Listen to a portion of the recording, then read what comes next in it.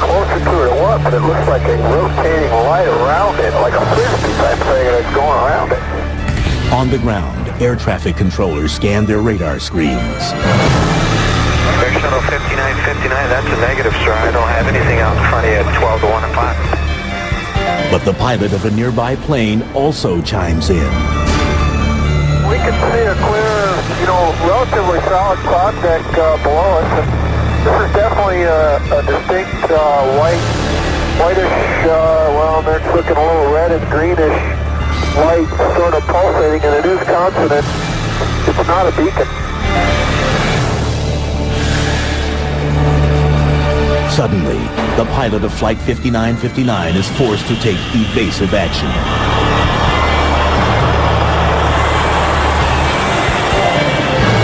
Keep advised, we're descending to 4,000 feet right now, and as we descended through 10,000 feet, that object is above us right now.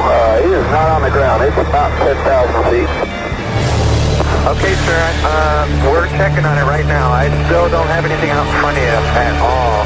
I'll tell you what, that is weird if you're sitting there pulsating. This ordeal lasts nearly 20 minutes. Then, the strange object simply disappears. No passengers or crew are injured in this encounter. And the airlines involved, following industry practice, will offer no comment on the incident. According to the National Aviation Reporting Center on Anomalous Phenomena, Flight 5959's encounter was just one of over 100 such incidents involving American aircraft in 1996. What should the pilot do in such a situation? Does the U.S. government have an official protocol to deal with UFOs and extraterrestrials? Yes, it does. And it's outlined in the Joint Army-Navy-Air Force publication number 146. Also known as JANAPS, this 32-page document was written in 1950 during the Cold War and outlines detailed protocol for encounters with unidentified flying objects. Joint Army-Navy Committee realized that America was vulnerable to enemy attack from the air and from space. And so the Joint Chiefs decided to institute an observer corps that was made up not only of military observers but civilian observers in the cockpits of civilian aircraft. So they required, with this official regulation, that commercial crews should report instantly, using radio means, anything that they couldn't identify. And it was defined very broadly, but one of the categories was UFO, unidentified flying objects. While commercial pilots are not required to read JANAP 146, FAA regulations do mandate that the document be kept at all air traffic control facilities. Reports filed under the JANAP 146 rules are called SIRVIs, or Communications Instruction for Reporting Vital Intelligence Sightings. The regulations cover both instantaneous radio communications and after-incident reports. They say what to report, which includes UFOs. They say how to report them, and they say what to include in your report, including size, shape, speed, and so on. JANAP 146, Subpart 3B, defines how to render size comparisons and provides lists of adjectives to be used: head of a pin, a pea, a dime, up to baseball, grapefruit, and basketball. Part 104 reads, every effort should be made to substantiate sightings by taking as many pictures as possible. They're clear, concise, to the point, and still current. When it was revised in 1977, UFOs was still in there, still to be reported, and still to this day. And as publicly available FAA recordings show, these encounters do still continue.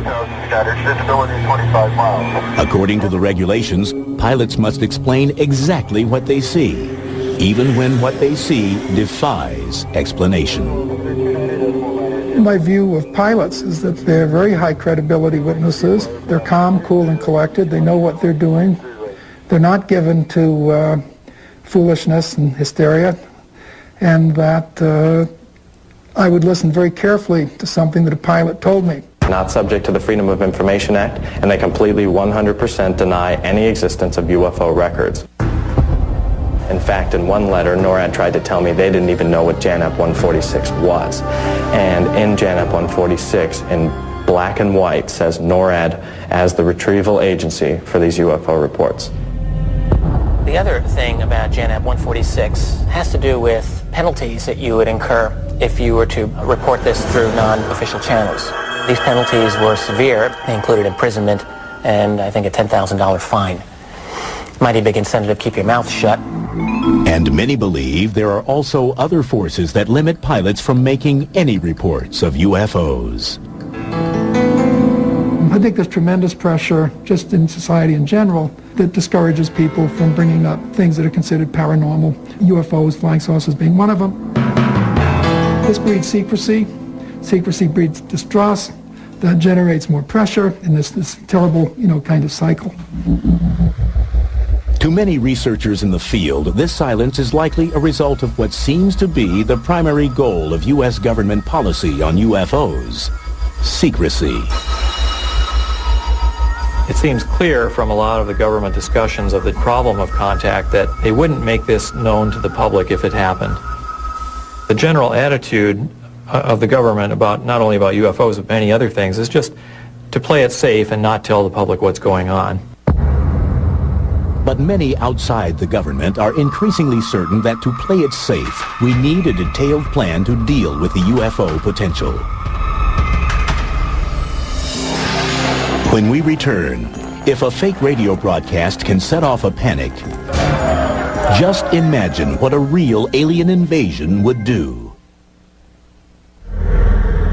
May 30th, 1995, Nellis Air Force Base, Nevada.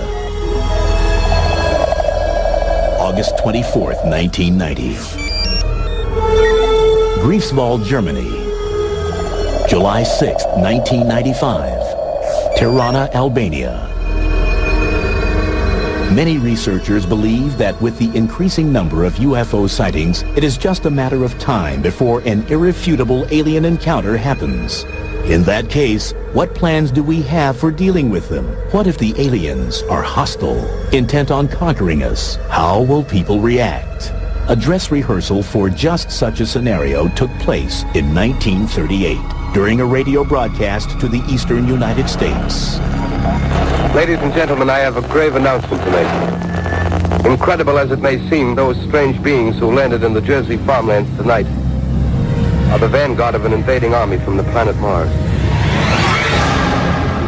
War of the Worlds was a science fiction story written in the 1890s and broadcast by Orson Welles on his Mercury Theater of the Air. The battle which took place tonight at Grover Mills has ended in one of the most startling defeats ever suffered by an army in modern times. It was a very powerful broadcast, and it led to attacks on the radio station and things like that. 7,000 men armed with rifles and machine guns pitted against the single fighting machine of the invaders from Mars. Many people did not realize that they were listening to a radio play, became panicked by what they heard. The broadcast ignited hysteria. Switchboards up and down the East Coast were overloaded with frightened callers. Hundreds of people evacuated their homes. The police even received eyewitness reports of fires raging from the attack. Many people took protective kinds of action that looked silly in retrospect, but seemed very sensible to the people at the time. And the social psychologists have had a wonderful thing to study ever since. Summer 1952. Washington, D.C. With widespread reports of UFO sightings over the nation's capital, the alien invasion scenario became all too real to the U.S. government. What happened next would impact UFO policy for decades. This included radar observations. This included incursions by multiple phenomenon over the Capitol building, and it definitely raised the concern of the United States Air Force. It was bedlam for a while there. It was 2 weekends in a row where UFOs were seen over the White House. We know that President Truman was very concerned about this. The CIA was absolutely intent on doing something about this problem. In January 1953, the CIA convened a panel of scientists and military advisors to study the UFO issue, headed by H.P. Robertson of the California Institute of Technology.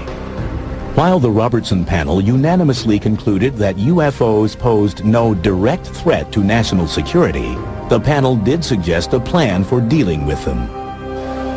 The Robertson panel concluded that it was in the best interest of the United States government to suppress media coverage of UFO sightings.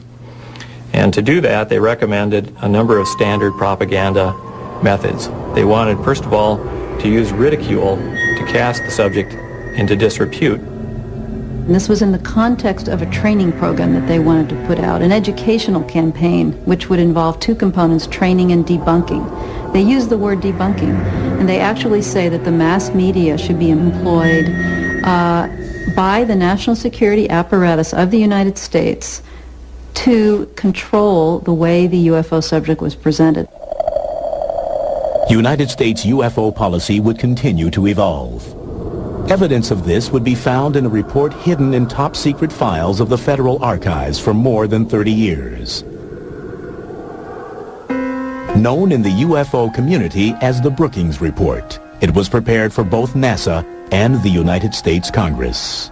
The Brookings Institute report dates from the very end of 1960. And this was something that was conducted on behalf of NASA at the very beginning of the space program to discuss the implications of space travel. It was led by a psychologist, Donald Michael, team of 6 writers and maybe 60 consultants, including people with good name recognition like Margaret Mead. As we get to the end of the report, there's a page and a half, 2 pages that deal with the possibility of encountering extraterrestrial intelligence. And it addresses many of the issues that concern us today. How will people react? What will it do to the international political system? How will it affect government leadership? Again, very brief, very concise, but very important. It stated very explicitly that if, for instance, we find evidence of alien artifacts or technology, that this would be a tremendously difficult, traumatic experience for not only global religion, but also the world of science. And indeed, I believe the phrase was, it could result in social disintegration. Anthropological files contained many examples of societies sure of their place in the universe, which have disintegrated when they had to associate with previously unfamiliar societies, espousing different ideas and different life ways. The suggestion that was made in this report, incidentally, was that if our space program came up with evidence of alien intelligence or technology, that it might be a good idea not to mention this fact to the public. It might be a very good idea to keep that fact secret. When War of the Worlds and this panic came about, that was the only thing that the Brookings Report could reference, saying, look, NASA, you have to prepare for this. You have to have some kind of procedure or protocol for if the public does get into sheer panic. You have to be prepared. But what is the current policy? Does the U.S. government have a plan? In terms of preparedness, there are not many documents out there to prepare officials for the possibility of a UFO event taking place. But amazingly, there is one such document in the United States. It's called A Firefighter's Guide to Disaster Control, and this is a book that's used in the Federal Emergency Management Agency's National Academy to train firefighters. The second edition of this book came out in 1993, and that book had a chapter on UFOs. Explicitly, what would an emergency specialist do in the event of a UFO-related crisis or disaster? It's really pretty amazing stuff to go into a book that was written under the FEMA umbrella. It would not be remiss to give some thought to the part that fire departments might play in the event of the unexpected arrival of UFOs in their communities. If there is an event like this, the firefighters and the police officers will be the first people on the scene. And they are instructed in this book to get in touch with the military. I don't think they'll be handling it by themselves for too long, but since they are the first ones on the scene, It gives some general guidelines. Among the dangers they listed, I believe, were to aircraft. So the knocking out electrical or navigational equipment was one such danger they indicated. Knocking out communications equipment. You may have engine trouble upon approaching the scene, and radio contact could be lost with your dispatcher. Well, there is definitely a concern about a physical object crashing or somehow impacting populations. Giving specific instructions like do not get too close to the UFO, do not touch the UFO, be prepared for radiation, be prepared for possible psychic effects. You know, it might affect your mind in certain ways. You might feel sick. Some combination of air and ground units should be available to treat potential victims of unexplained aerial phenomena. And then it ends the chapter by outlining a scenario of a UFO crashing in a school. It actually says there are alien bodies there and you have to decide whether to rescue them or what to do with them. You know, what would you do as a firefighter in such a situation dealing with such an unknown phenomenon? With a good plan, good leadership, and adequate resources, you may save many lives in any disaster, including attack from possible enemies. But many researchers doubt this document is the comprehensive plan that the government has for when UFOs land in our neighborhood. There really aren't that many recommendations on what one would do. Well, the main thing that they say is if you have firearms, don't shoot at the vehicle. All right, well, I think that's probably very good advice. But beyond that, there's really not an awful lot that they recommend. It is the one document, I think, in the United States that we know about that indicates a concern that our officials be prepared for such an event taking place. This manual is apparently found in most firehouses throughout the country. I have looked into whether the police department has a similar manual and have been told that they don't. The military has no manuals that we know of like this. I'm sure that they do that are not made public. Is there more than what is being made public? Surprisingly, other governments have contingency plans for ET's arrival. You also need to know that some governments are getting impatient with this. A perfect example is France. When we return, the French develop emergency procedures after strange lights descend on the neighboring country of Belgium.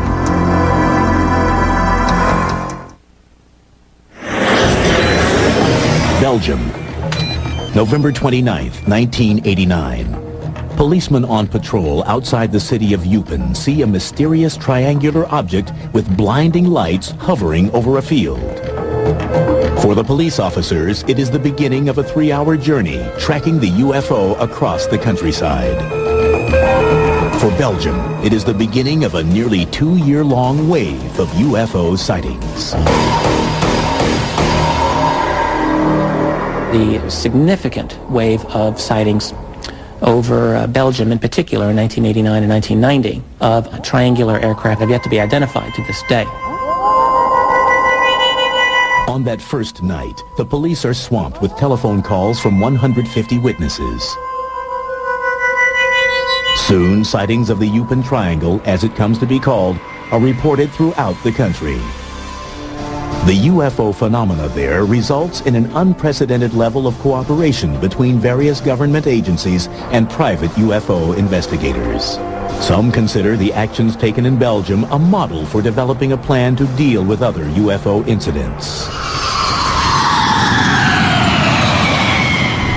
The Belgium Air Force quickly takes the lead in setting up a procedure for tracking this unidentified flying object. Colonel Wilfred de Browner, the Air Force's Chief of Operations, coordinates a special task force to work with local and national police agencies, as well as civilian UFO investigators. On the night of March 30th, 1990, the triangle is sighted again. 2 Belgian F-16 fighters are scrambled from Beauvechene Air Base. Despite flying for over an hour, the pilots are unable to make visual contact with the UFO, but do manage to record radar images of it. The encounter leads some to speculate that the Eupen Triangle is actually an American craft. If so, the most likely culprit would be the F-117A stealth fighter. This secret, triangular-shaped aircraft is designed to have a minimal radar signature, but sophisticated analysis conducted on both ground-based and on-board radar images of the Yupan Triangle calls this theory into doubt. According to the radar, the UFO could, within seconds, accelerate from 170 to 1,100 miles an hour and drop from 11,000 feet to near ground level. Maneuvers like those would generate an enormous G-force, far in excess of what military testing films show a human can endure, thereby dismissing the possibility of the UFO as manned or American-made. The sightings in Belgium, whatever their source, eventually subside. But not before nearly 2,000 people report seeing that flying triangle. After that wave had passed, some members of the European Parliament wanted to organize a UFO investigative body, or actually they wanted to contract a French UFO organization to work with them to check into UFO reports that were on a European-wide basis. That organization is known as SEPRA, a French acronym for Service for Assessment of Atmospheric Re-Entry Phenomena. Housed in France's National Center for Space Research, it is a cooperative European effort for collecting and analyzing UFO information from around the world. In 1999, SEPRA's extensive data provides the basis for a report issued by a French group called COMETA, which translated is the Committee for In-Depth Studies. There have been various studies over the years, but this is really an historic study because of the caliber of the people that wrote it and because of the conclusion that they drew. And this study said a number of interesting things, not the least of which was that the most likely explanation for the phenomena studied is extraterrestrial. In light of this conclusion, COMETA laid the groundwork for determining a contact protocol in their official report titled UFOs and Defense, What Should We Prepare For? There's a lot of concern in the report that the lack of preparedness could lead to problems. It's because if an event happens, people are not informed as to what the phenomenon is and how they should respond. The report clearly states, for the moment, they do not appear to be meddling in our affairs, but it is advisable to ask ourselves what they are actually seeking. What should we prepare for? How should we prepare for it? And that's what, in fact, these military officials and government officials were trying to come across with, is that there had to be a preparation for this. If we do nothing, the very principle of defense and air intelligence would be called into question. They recommend that a widespread training campaign be undertaken to educate people in official positions how to respond, what the phenomena is, what the evidence is, what they should do if they encounter something. According to the report, those who must be utilized in this regard include meteorologists, space and aeronautical engineers, and air traffic controllers. Only the military controller has adequate equipment to detect a flying object that does not follow general air traffic rules, moving at the supposed speeds of UFOs. The report makes special mention of military pilots as our first means of intervention if, by chance, this were to prove necessary. But it goes on to express concern for the pilot of a commercial aircraft. Although he remains a primary partner in the quest for information, he would be totally powerless in the face of an aggressive stance by a UFO.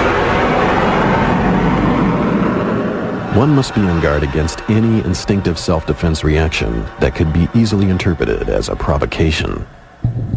Part of the concern is not to initiate any actions that could be dangerous. For instance, at a military base, if staff witnessed an object and didn't know anything about what it might be, that there could be a reaction of hostility. For instance, they wouldn't know, are they supposed to be defensive towards this object? The COMETA report, although that was sent to the President of France, Jacques Chirac, and sent to a number of other high-ranking individuals, it's unclear what kind of impact the COMETA report has had on policy. The problem is that when you're dealing with figuring out UFO policy, you're trying to put together a big puzzle with half of the pieces taken out. And often they weren't taken out accidentally, they were taken out intentionally. So we don't have all of the information we would like. It's unfortunate, but that's the fact. Coming up, as Cold War tensions rise, the UFO problem threatens to trigger Armageddon.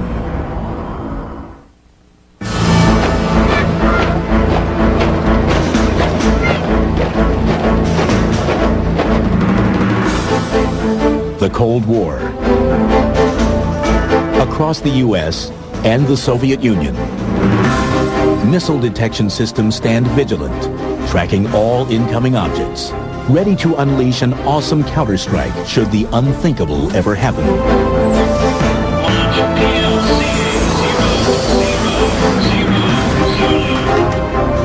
But what if the inbound object is actually a non-threatening UFO?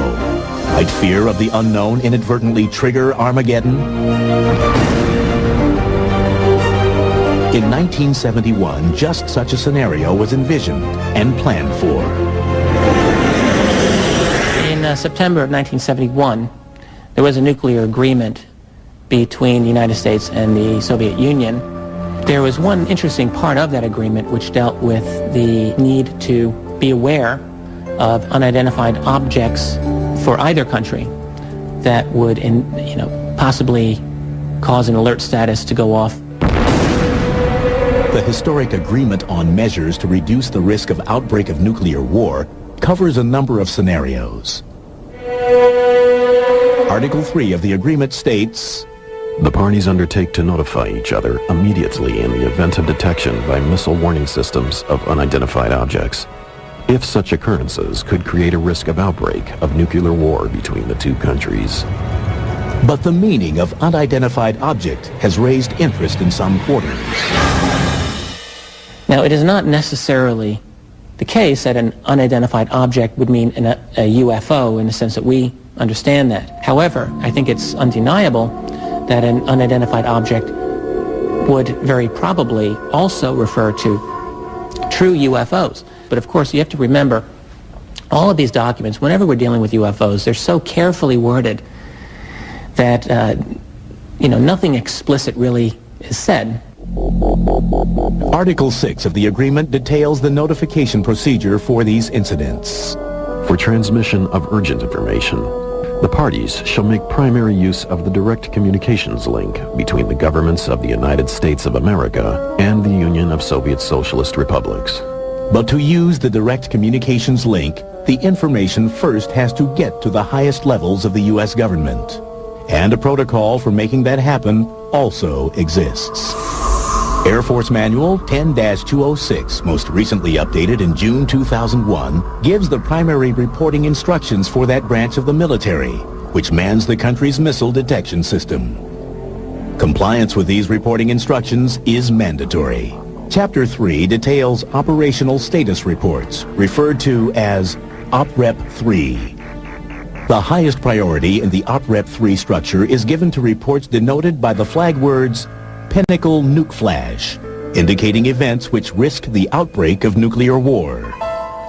According to these instructions, included in these events is detection of unidentified objects by a missile warning system that appears threatening and could create a risk of nuclear war. These reports, both immediate voice reports and follow-up written ones, go to the Air Force Operations Center in the Pentagon, Strategic Command, NORAD, and the chairman of the Joint Chiefs of Staff. Rapid reporting is imperative. Do not delay an initial report for lack of information.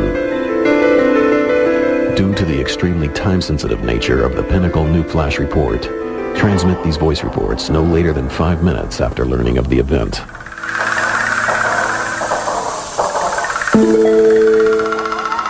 Though this Air Force protocol uses the term unidentified object, as did the U.S.-USSR agreement, many researchers have little doubt of its true intent. I mean, after all, within the U.S., there had, even by 1971, been a long history, very long history of significant serious, grave airspace violations by UFOs. This had happened many, many times. We presume that the Soviets did too. They had a lot of UFO sightings of their own. Though what ultimately happens to Pinnacle nuke flash reports is cloaked under layers of secrecy, they do demonstrate international cooperation, which many think is the key to dealing with the UFO question. In 1977, an effort is made to put the United Nations in the center of implementing the UFO protocol. Grenada. Following a spate of UFO sightings over the tiny island nation, its Prime Minister, Eric Gary, proposes an initiative to incorporate the UFO problem into the UN's official agenda, and even calls for 1978 to be the United Nations International Year of Unidentified Flying Objects. But the Grenada initiative fails, garnering no preparation plans and no discussion of UFO contacts whatsoever. There are people that would prefer not to have any evidence of extraterrestrial life whatsoever, that it really violates their views of Earth, of how the universe works, of our sense of being distinctive and privileged by being what we are here on this planet. Still, the United Nations does figure into some protocol regarding alien intelligence, those dealing with an organization of astronomers called SETI, the Search for Extraterrestrial Intelligence. What the rules call for is, first of all, verification by different observatories, then reporting to various scientific agencies in the UN. Because the idea is that this discovery will be made, for all humankind. Coming up, a law authorizing the government to lock up people who have been extraterrestrially exposed. The search for extraterrestrial intelligence, or SETI, began in 1971 as a NASA program. It primarily uses radio telescopes located around the globe, pointed towards small sections of space to listen for anomalous signals sent by natural or extraterrestrial sources.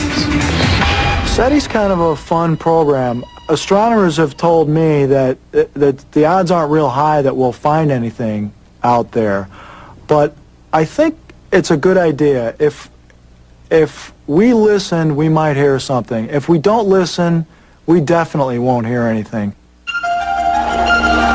Though the government stopped funding SETI in 1993, it continues as a private program. And should the search for extraterrestrial intelligence be successful and contact made, there is a plan for what to do. Called the Declarations of Principles Concerning Activities Following the Detection of Extraterrestrial Intelligence, the procedure calls for verifying plausible explanations, not making any public statement until evidence is credible, contacting the United Nations, and not sending any response to an extraterrestrial signal until appropriate international consultations have taken place. So even if it's a small possibility, I think it's worth it, just in case we hear something unusual. That would be an exciting day. Many researchers continue to believe the government has more extensive plans for when UFOs land here on our planet. But time and time again, official government secrecy surrounding the issue has stymied their efforts at discovering what these plans may be. The researchers in the field can only go so far because the government doesn't want it to go any further. And in the absence of honest, straightforward, and open engagement, you grab anything you can and try to find a connection. Some researchers believed that a now repealed federal law called extraterrestrial exposure was that elusive connection. The law was passed by the U.S. Congress in July 1969, just days before the Apollo 11 astronauts landed on the moon. Tranquility Base here. The Eagle has landed. It authorized NASA to quarantine under armed guard any object, person, or other form of life which has been extraterrestrially exposed. But what does extraterrestrially exposed actually mean? That document, I think, has been greatly misunderstood and misquoted and taken to mean that it deals with alien life forms, for instance. Well, I first came to NASA in 1964 during the Gemini program and then on into the Apollo program that took us to the moon and back. Well, I remember very clearly the concern was that if there are microbes on the moon, we didn't want to bring them back here and then contaminate our planet. While the extraterrestrial exposure law may not have been the smoking gun some researchers had hoped for, many believe that we can learn something about the government's plans for UFOs by looking at other programs in the intelligence community. I do believe that it's most likely that the U.S. government would be the dominant player in determining a UFO policy at the classified level. I think a good model for this might be the program known as Echelon, which doesn't officially exist, but everyone knows exists. This is a electronic intercept program led by America's National Security Agency in conjunction with the NSA equivalents of Britain, Canada, Australia, and New Zealand.